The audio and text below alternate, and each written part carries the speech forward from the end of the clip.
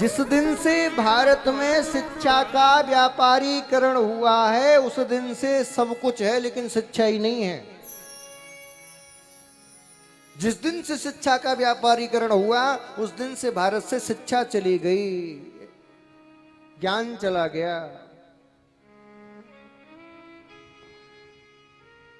गुरुकुलों में फीस लेकर नहीं पढ़ाया जाता था। क्या ली जाती थी? गुरु दक्षिणा। और वो भी कब?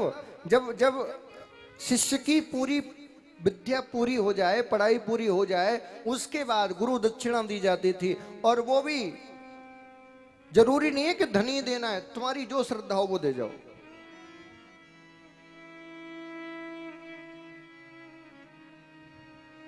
दो काम कभी भी धन के बल पर नहीं होना चाहिए, एक शिक्षा और एक स्वास्थ्य। यदि दोनों कामों में व्यापार लोगों को दिखने लग गया तो समझ जाइए उस देश का भविष्य खतरे में है। और मैं ये बात आपको इसलिए बता रहा हूं कि आज भारत का भविष्य खतरे में है। क्यों? क्योंकि बड़े बड़े व्यापारियों ने शिक्षा और स्वास्थ्य दोनों को ही व्यापार बना लिया है।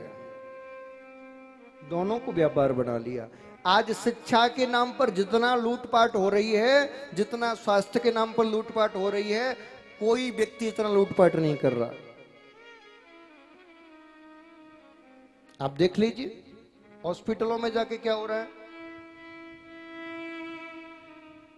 अच्छा, किसी व्यक्ति विशेष की गलती भी मैं नहीं कहूंगा। मैं ये कहूं कि डॉक्टरों की गलती है तो ये भी नहीं कहूंगा। क्यों? क्योंकि बेचारे उनको भी टारगेट दिया जाता है कि इतना यदि महीने का पूरा नहीं करोगे तो तुम्हारी सैलरी से काटेंगे। अब जबरदस्ती उनको 5 जांच एक्स्ट्रा लिखनी ही पड़ती हैं। टीचरों को जो प्राइवेट संस्थाओं में कमा बैठे हैं उनको ये बताया जाता है तुमने टारगेट पूरा नहीं किया तो तुम्हारी सैलरी से काटा जाएगा। बंधुओं, यदि भारत को आपको पुनः विश्व गुरु की पदवी पर देखना है तो 2 काम करने पड़ेंगे। क्या? चाहे धरना दीजिए, चाहे भूख हड़ताल करिए, चाहे कुछ भी करिए, सब एकजुट होकर सरकार से मांग करिए कि हमारे देश में शिक्षा और स्वास्थ्य सबके लिए निःशुल्क हो। केवल सरकार के द्वारा ही नहीं, सरकार तो निःशुल्क अभी दे ही रही है बहुत हद तक, प्राइवेट सेक्टर भी निःशुल्क हो। यदि आपको बिजनेस करना है और बहुत सी चीजें उनमें बिजनेस करिए, आप स्वास्थ्य के नाम पर व्यापार नहीं कर सकते, आप शिक्षा के नाम पर व्यापार नहीं कर सकते। सबके लिए निर्देश हो। और एक मांग और उठनी चाहिए। क्या? जो व्यक्ति सरकार में किसी भी पद पर है, चाहे वो प्रधान है, चाहे विधायक है, चाहे मंत्री है, चाहे संतरी है, चाहे मुख्यमंत्री है, चाहे राष्ट्रपति है, चाहे कलेक्टर है, चाहे एसपी है, चाहे पुलिस में है, चाहे किसी भी विभाग में है, उसके लिए सख्त निर्देश हो कि सरकारी कर्मचारी अपने बच्चों को पढ़ाएगा तो केवल सरकारी स्कूल में पढ़ाएगा, अपने बच्चों का इलाज कराएगा तो सरकारी हॉस्पिटल में कराएगा। जिस दिन ऐसा हो गया तो शिक्षा और स्वास्थ्य दोनों सुधर जाएंगे, दोनों सुधर जाएंगे।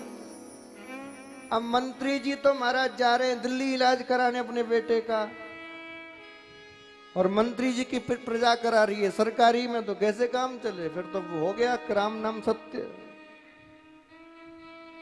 जब मंत्री जी का बेटा सरकारी स्कूल में पढ़ने के लिए जाएगा और मंत्री जी की गाड़ी रोज लेने छोड़ने जाएगी तो सारे टीचर महाराज 1 नंबर आधा घंटे पहले आ जाया करेंगे स्कूलों में।